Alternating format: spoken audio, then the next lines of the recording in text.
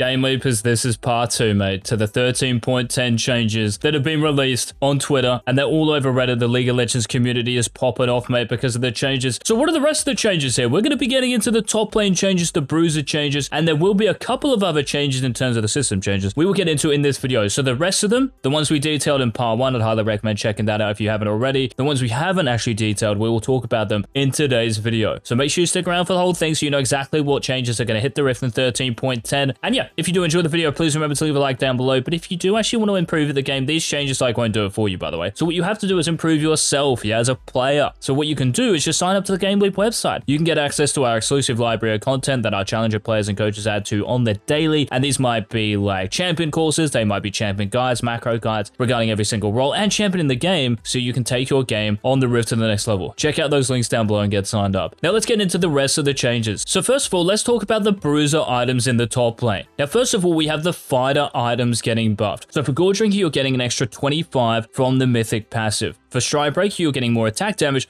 and for Hullbreaker, you're getting more attack damage and movement speed. Honestly, these changes I don't really seem that good, especially compared to like the AD carry items we talked about in part 1. Seems like pretty lazy from the balance team. I don't know if they actually have like top lane people on there. But yeah, compared to the AD carry changes, this could have been done in like 5 minutes and feels like it. And yeah, the other changes here, we have Trinity Force, which is also getting changed. So for Trinity Force, for 200 less gold, you're getting 5 more attack damage and 5% more attack speed. Now, as for Divine Sunderer, exactly the same like stats, so attack damage, health, and ability haste, that's all staying the same, but the actual attack from the Spellblade passive is dealing 160% base damage here, and you're also going to heal for 55% of the pre-mitigation damage. The mythic passive is staying the same. Now, as far as the other bruiser items go in the top lane, we have Sterek, Gage, which is basically just giving you tenacity again, so they've kind of just like reverted the item. Now, as far as the changes go to Force of Nature, this is increasing in gold by 100 to 3,000, and you're getting a bit more HP, but you're losing a little bit of magic resist. And as for the Absorb passive, you need more stacks from this, so you need 10 stacks now to actually be able to proc Dissipate. So while at 10 stacks is Steadfast, this is going to proc Dissipate, which means you're getting 30 magic resist and then 10% increased movement speed. Now, as for Abyssal Mask, guys, well, this might actually not be a top lane item because this is going to be more of a support based item. So taking it from the top lane into the support role, it's costing 2,400 gold, giving you 300 HP, 60 magic resist, and 10 ability haste. And the unmake passive from this, you curse nearby enemy champions and therefore you reduce their magic resist. Now for each cursed enemy, you gain magic resist. So this might be really good even if you have something like an AP bot laner, like you might have Karthus or Swain in the bot lane, and you're playing one of those tankier supports. I think this could be actually really good in certain situations. Now other items in 13.10 changing up, guys. First of all, we have Bloodthirster, costing 3,200 gold, 55 attack damage, 20% crit, 18% lifesteal, and the Engorge passive, while above 50% HP, you gain an additional amount of attack damage based on level. Now moving on, we have Runaan's Hurricane, which is also getting changed based off the recurve bow changes. So recurve bow here, 15% attack speed, and you're getting magic damage on hit. This is also costing 700 gold now. And yes, Runaan's Hurricane costing 2,800 gold, 40% attack speed, 20% crit, 7% movement speed. You're getting a Peck passive, that's what it's called. Attacks apply 30 magic damage on hit, and Wind's Fury when attacking bolts fired up to 2 enemies near the target. Pretty much still the same in that regard. Now we also have Collector getting changed. So 55 attack damage, still costing 3,000 gold, 20% crit, 18 lethality, and the Death and Taxes passive, dealing damage that would leave an enemy champion below 5% health, executes them. Champion kills grant an additional 25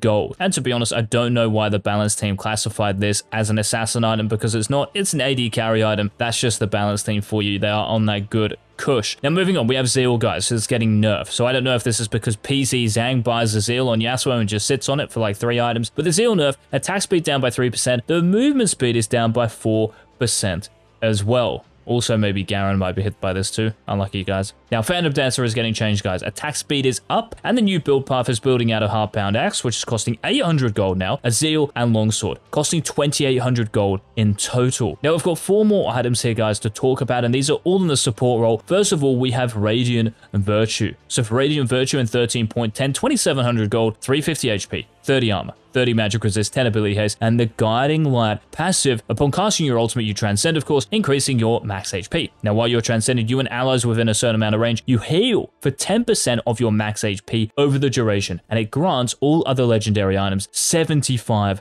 HP now. Now moving on to Moonstone Renewer. This is getting changed. 35 ability power, 200 HP, 20 ability haste, and a lot of mana regen. And the Starlit Grace passive, healing or shielding an ally chains to the nearest allied champion, excluding yourself, of course, healing or shielding of the original amount. And the mythic passive is granting ability haste. Now, the final two support items here, guys, Locket of the Iron Solari and Evenshroud are now building out of a null magic mantle, but also the Life World pendant that we detailed in the previous video, which is basically the component item for the tanky support champions and items. So those are the item changes, guys, for part 2 of our little 13.10 update, I guess. Now, as far as the other system changes go, this is going to be really interesting. So, as far as minions go, except for the first spawn of minions, mid lane minions will mid at the same time as side lanes. So, in other words, side lane minions are getting sped up. So, at around 130, minions are actually going to be near the middle of the lanes now. And also here, minions that have targeted enemy tower will ignore call for help signals to target enemy champions. So whether this means like if an enemy champion auto attacks you under their tower and they draw minion aggro for it, this might actually change diving enemy champions now. Not actually sure if this change is legit, but it is listed here. Now, Unleased Teleport is also getting changed, guys, so the upgrade time is now at 10 minutes, not 14 minutes. This is good for those champions who, yeah, just want a team fight, I guess, and be part of a team rather than, you know, just the one-on-one aspect of the game. Now, we have turrets here as well. Plate rushdown resistances. These are actually increasing, so towers will be harder to take down. Now, we have Homeguards here as well, so the normal Homeguard start time is going from 20 minutes to 14 minutes, so you can get out of base quicker, you can defend your stuff. So this means in terms of snowballing, if you're the winning team, we've got to take into account that these enemy champions are running out of base quicker. Then we have the fountain as well, so when you're in base, your mana regen is going up. And then finally, guys, we have jungle plants. Blast cones over the river walls, so bot lane near the bot tri-brush and top lane near the top tri-brush. The actual initial respawn here is going to be a lot later. So as far as you junglers go, this means there's less opportunity to gank bot lane, and it just makes bot lane a little bit safer in the early game. But yeah, when it comes to like 9 minutes for the blast cone and 10 minutes for Unleashed Teleport, watch out for that. So those, guys, were the changes we know of so far for 13.10. There is a lot of them. Let me know in the comment section, please, what your thoughts are. I'm super interested to know who you main. If you think your champion's going to go like a different item build now, maybe, please let us know down below. Thank you so much for watching the video. Please remember to leave a like as well. And until our next 13.9